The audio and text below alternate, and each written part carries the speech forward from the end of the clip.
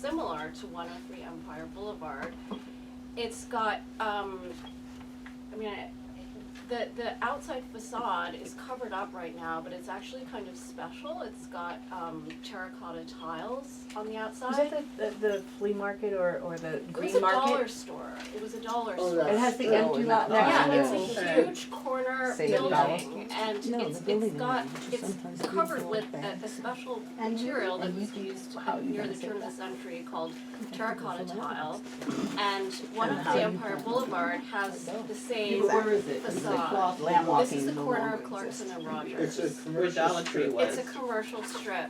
So at the turn of the century, a lot of commercial and residential buildings were covered with terracotta tile because it was considered like a very advanced material. It was fireproof, it was easy to clean. It also contains asbestos. Yeah, and no, it doesn't. Yes, it does. The doesn't. turn of the It's century not terracotta It's has ceramic. asbestos. Excuse me. It has asbestos in it because can I you did the talk? research. But go ahead, So- go ahead. So Go ahead. So, I'm not so gonna say. this material is considered historic. It's considered worthy of historic preservation. Manhattan has lost most of these types of buildings. We still have a pretty good collection in this neighborhood.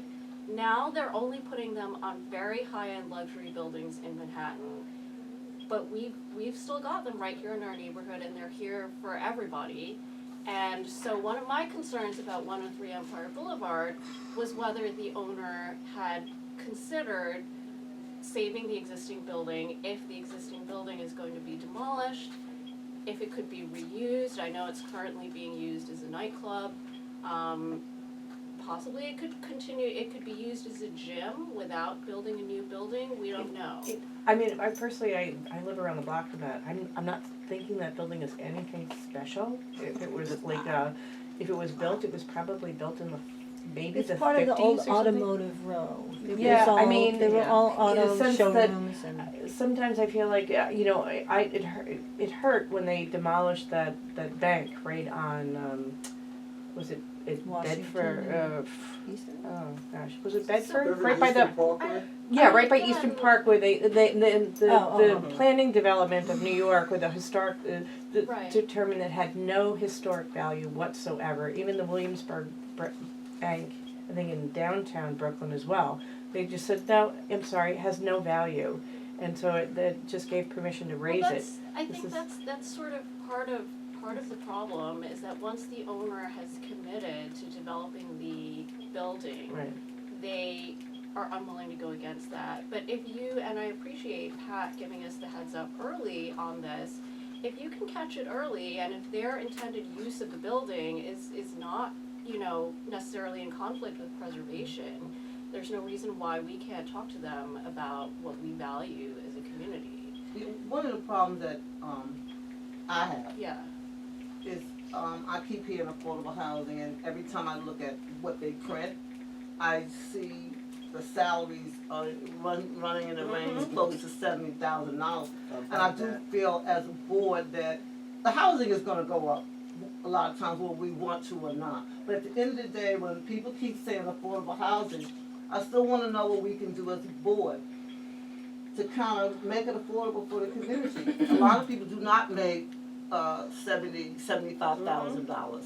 That is not affordable. And if you look at some of the buildings that's going up in our district by right, and then you look at the scales on what they say the salaries are really ridiculous. A studio, they want almost $2,000 for a studio. And then you look at the salary range. So I believe, I don't know, like I said it last time, I don't know how we can do it, but I think that we do need to address this affordability. And I think that we need to address it, not just ourselves, but the community themselves and with the elected officials. This is not affordable. And Very it good really, suggestion. really bothers me. Yvette Clark has a legislation that I don't know whether she has floored it, submitted it to study AMI. My question is, I would think before someone gutted a building, knocked down a building, even if it weren't a rezone, that there is some kind of liaison between the city, Department of City Planning, and the board that you would know, especially if they were talking about rezoning a property, I don't understand why, again, there isn't a channel, direct channel to this board to let you know that, especially in light of what's going on in this community. It's been in every newspaper, everywhere. And the community is up in arms against rezoning. And certainly worried about the terracotta and the cultural aspect of our community. So again, why isn't there a liaison between the Department of City Planning and the Community Board? There is. So why wouldn't you know? We know. We You don't just know. don't tell us. No. Let's just move on. Go ahead, no, I wanna I just answer wanna it. say this. Anytime for any rezoning, we know. For Okay. anything that's Only for at- rezoning. Right, which is your statement. Which is Yeah, why I we- asked That was Scott. your statement. But as of right, the answer is no. No, okay. Because it's a person's private property and they can do with what they want. As long as they don't go over the, Right. Now, like, with that being said, we do get certain information from the Department of Buildings, so we know when permits happen. We know when certain things happen. But again, to the point that was just made, certain things owners can do with your property, you can do that. And with regards to the liaison, the ULURP is the liaison because there is a ULURP process that is followed. Were So- you notified when the TRO was violated? No, That's a court case. and that's the thing, because that's That not doesn't do with ULURP us. specifically. So that's part But of the they reason why. were notified that an environmental permit was being requested, and the details that were contained in that request showed that there was a violation of the temporary restraining order. But it seems as if some of our liaisons are really not up to par with understanding the legal This is the documents eighth that time come she said in it. this office. okay, fine, okay. But I understand what you're saying. Again, as of right, as long as they don't go over, they can do it. And yes, Unless they want, let's just say, as a right, and I think there was something that's pending that we approved, it was a building or something, and, I don't know if it was a religious type of a building with the Jewish community, and they wanted to build something up, but when they wanted to go like, let's just say out 2 feet or up, or whatever, they have to get special permission to do certain things. Although if they want to just build how they wanted to, but if they want specific things inside the building, they want a bigger floor here or a bigger gym here or whatever, you still have to get permission to do certain things. Okay, I'm sorry, what's your name? Tasha. And I think that you are going to speak, right? I certainly can Sure. address everyone, yes. Yes. Good evening, everyone. Let them know where you're from. Sure. Good evening, everyone. I'm coming from Laurie Cumbo's office. Ah! Laurie Cumbo. Yeah, timing is everything. I'm very happy to be here.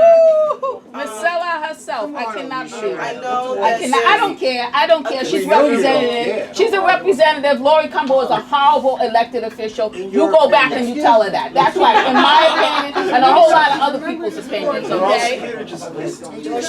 Well, hey, she's listening to me. I'm speaking my mind, and she's listening to me. Just because you may not like what I'm saying does not mean that I do not have a right to say it. I do not like Laurie Cumbo. I do not like what That's she your stands personal for. opinion. I do not like the fact that she is accepting luxury development all in this community. And you go back and you tell her that, okay? Okay, why don't you, So- excuse me, again, Yes. I'm asking you to Google what the chairperson is supposed to do. I already know what the Well, then- chair's supposed well, then- to well, do. then I follow don't it need to. then. I don't need Please to. speak. I don't need So to. anyhow, I'm very happy to be here. I will definitely stay around after if anybody wants contact information.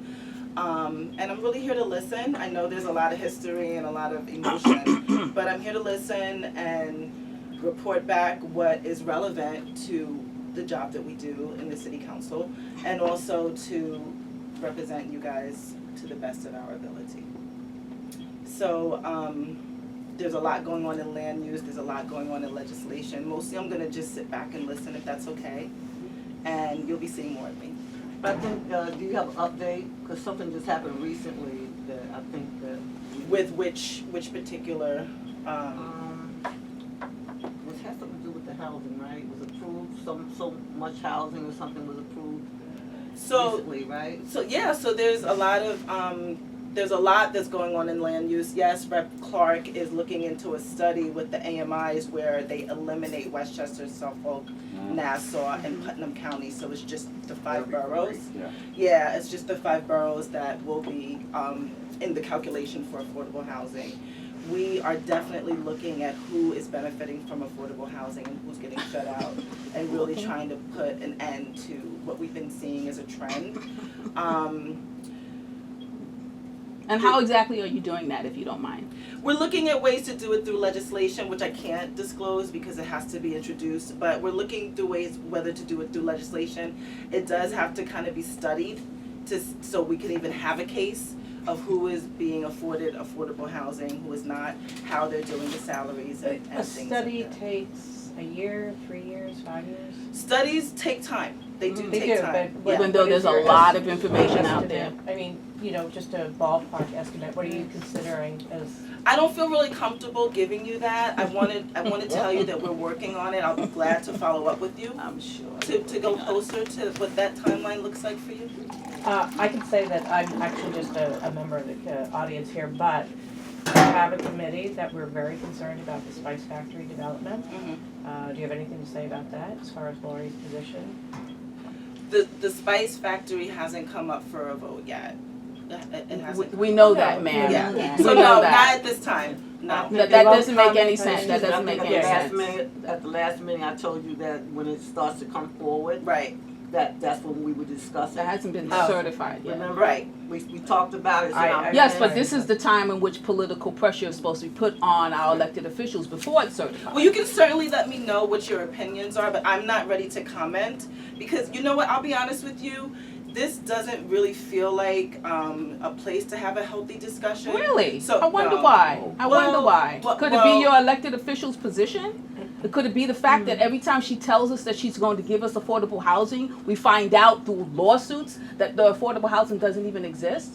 Could it be that every time she goes up and says that she's not going to support a rezoning, at the end she supports the rezoning? Could it be that? Could it be the fact that Laurie has lied to us over and over and over and over again?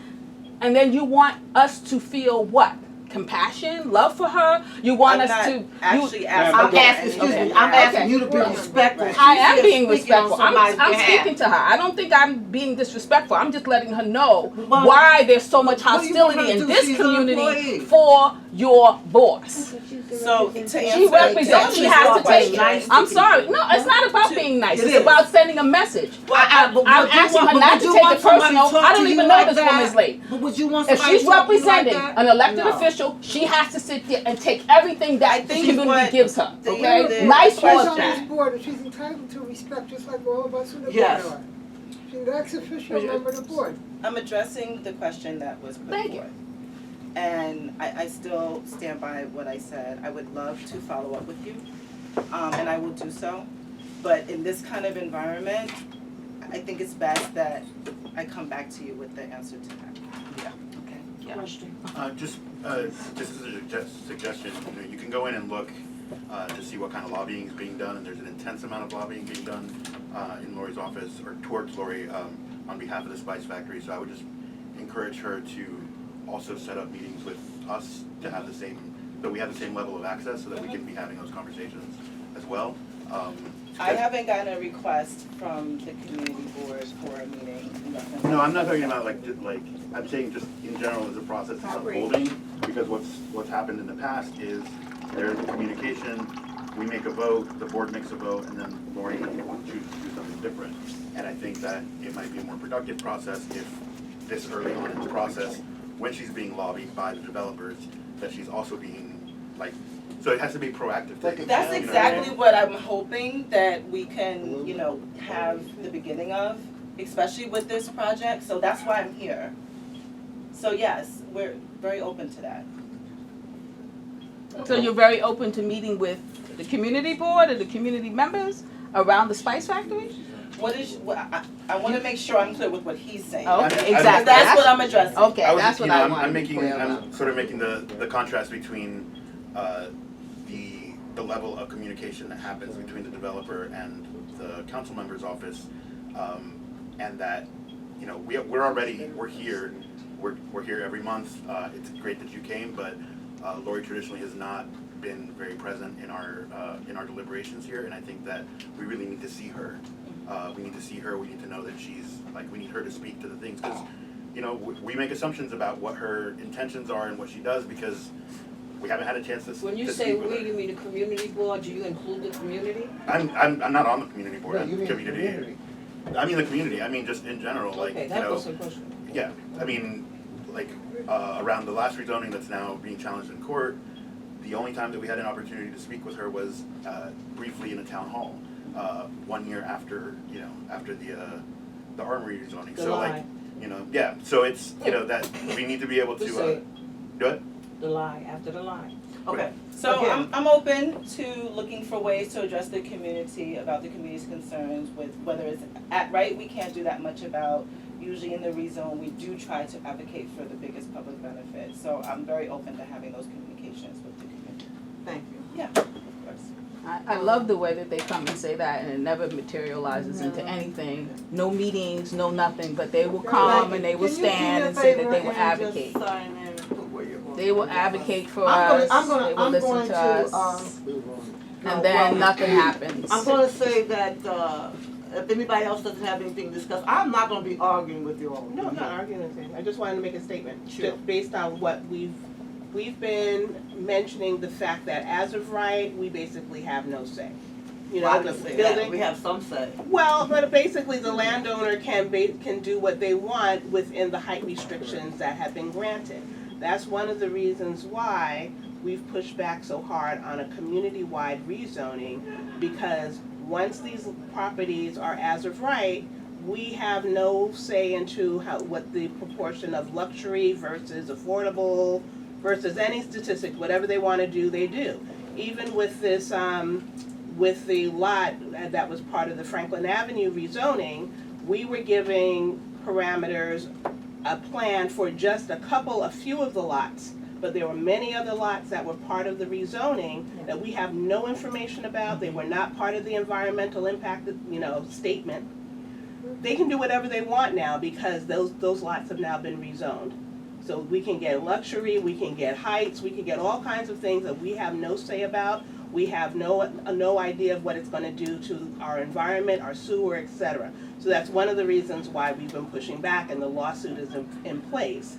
So I'm just saying we have our lessons learned within the community now, and we have to really be strong and strict about what rezonings we allow to take place within our community. And this is what I'm saying, and this is why, again, I continue to talk about affordability. Yeah. Because if somebody can do something as right, then to me, the people that's within the community should be able to have first digs or something, or be able at least to afford it. So the people that mainly are coming from out of our community because they make the 71,000 or however they make. Mm-hmm. So that's why I'm still sticking with affordability, and I think that should be in everybody's mind. Because things are going to go up all around us. But we want people to be able to live somewhere, except for right now, people don't have no place to live. They're in shelters. Just like when they built that shelter right down the street here on Carroll Street, it made no sense to me. Mm-hmm. How come that couldn't have been an affordable housing when you Yeah, got we people tried. living there can only stay there 3 months? So that's my concern, and that's what I would bring to the full board, because that's only my opinion. Again, it's only one person's opinion, Well, but I'm just bringing it up. Well, I Right. Just a few quick comments. First of all, I want to wish everyone a Happy New Year. And I want to thank the chair and I want to thank the committee for the work that you do. Obviously, ULURP and zoning is a very, very critical issue in Crown Heights, in our district. So I thank you for all the work you're doing.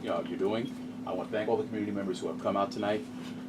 These are not easy conversations by any stretch of the imagination. The one thing they don't make more of is land. So it's really important that we make sure that we're having the conversations that need to be had about affordability, about environmental impact, about preservation, about how it impacts homelessness. Glad to hear that we're having conversations about AMI, because that's a conversation that's way past due. But as we're having these conversations, we need to know that we need to be as expansive as we can be in our conversations, in terms of we need to talk about the things that need to be talked about. But two, we also have to understand that we need to make sure that we're going by process as well. In terms of advocacy, great. Bring those issues to the committee. We can bring them to the board. We'll advocate as much as we can. But at the same time, there are certain things that we are bound by the charter in terms of making sure that we're doing as well. So when it comes to ULURP, there is a piece. When it hits our desk, already having conversations with the chair, we're going to be running on this. So you're probably going to hear about several hearings in terms of making sure we get that. So the minute it hits, we need everybody to make sure you mobilize, you bring your information, everything that needs to be done and said, we need to bring it there. So that way, by the time we come to a vote as a community board, we're going to try and be as expansive about this as possible in terms of when we make a decision, this is going to be the best informed decision we have. And if we need to follow through the process, we're going to continue following through the process as well. As the chair of Community Board 9, my thing is not just, oh well, we voted on it and let it go. If we have something we need to follow through, I am more than willing to talk to the council members. I'm more than willing to talk to Borough Hall in terms of whatever positions we have come up with and the reason why we feel as strongly as we do. All right? So I'm just saying is, I just need everybody to make sure, all hands on deck, we're going to work together, but the only way this works is if we are working together. Because that's how we fall when we divide ourselves. Can I just interject? I understand all of that, Fred. What bothers me is the lack of transparency that's currently existing now with this ULURP process. We have a rezoning request that has been submitted. Somebody wants to rezone. It's been withdrawn. Somebody has now put a request in. We do not have the information. It is hard for us to work together if information is being withheld from us. That was the problem with the last rezoning. And I have a problem with this board acting like they don't understand the previous behavior of the city council people, the city council person, and never addressing that. Now we're supposed to completely ignore. Excuse me. You can interrupt. Excuse me. They're completely ignoring the fact that we just went through a rezoning where the topic was affordable housing, where we were supposed to be agreeing to break a community plan, build along the Book and Botanic Gardens, because we were supposed to get 117 affordable units for this community. Our council person stood up in front of the media and in front of the public and said that a miracle deal had happened to this community, that we were getting the 117 affordable units, and that's why she was agreeing to breaking the plan. And then when we took this case to law, we foiled for it. First didn't get it through FOIL. Then we took it into the court of law and found that it does not exist.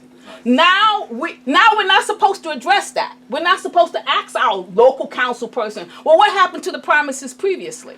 Why, you know, if we're going to talk about affordability again for another round of rezoning,